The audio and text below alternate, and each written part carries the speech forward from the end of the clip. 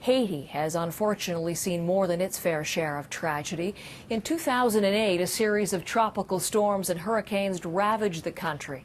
They caused $1 billion worth of damage. The CBC's Claude has returned to Haiti, and he discovered they're still trying desperately to rebuild. Somehow, against the odds, Gonaives is still a functioning city, but just barely. A year ago, floodwaters as high as 3 meters dumped 2 million metric tons of mud. Most of it hasn't been cleared yet. Machines should be doing this work, not picks and shovels in hands. Many streets are impassable, homes reduced to rubble, and the faces tell a story of hopelessness. This man has rocks to rebuild his home, but 12 months later he still can't afford the mortar. He's had no help from anyone. He says God will decide if he survives the next hurricane. Gonaives, Haiti's third biggest city, sits below sea level on a floodplain. The mountains nearby have no trees or topsoil, so when the rain comes, it flows unchecked on the city. Last year, inadequate water barriers were quickly swamped by rising river waters. Meanwhile, clean drinking water is in critically short supply. This monument to the dead says the hurricanes were a natural catastrophe, but Gonaives is a disaster aided and abetted by man.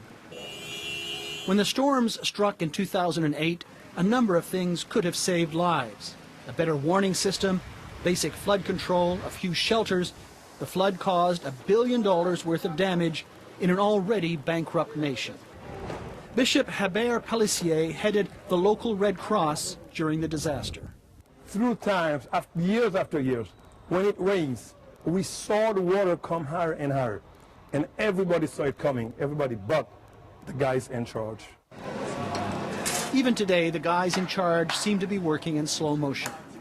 Drainage canals are incomplete. And this causeway, the main road to Gonaives, was only completed a few weeks ago. This civil protection worker says people here are terrified by the slightest rainfall, with good reason. Si on doit évacuer les gens aujourd'hui là, il n'y a pas encore d'abri provisoire construit. When the next hurricane hits Gonaives, there will be casualties again, possibly in the hundreds. And there'll be lots of blame to spread around. Bad weather, a ruined environment, a weak Haitian government, a crippled economy. But some Haitians will also point the finger at the international community. After the 2008 flood, the world came to help. There were dozens of projects to put Gonaives back on its feet. Here's just one. A Canadian-funded project to put vegetable gardens in 20,000 backyards. But one flood would destroy them all. The international aid agencies are accused of not working closely enough with Haitians. The result is redundancy and bad feeling.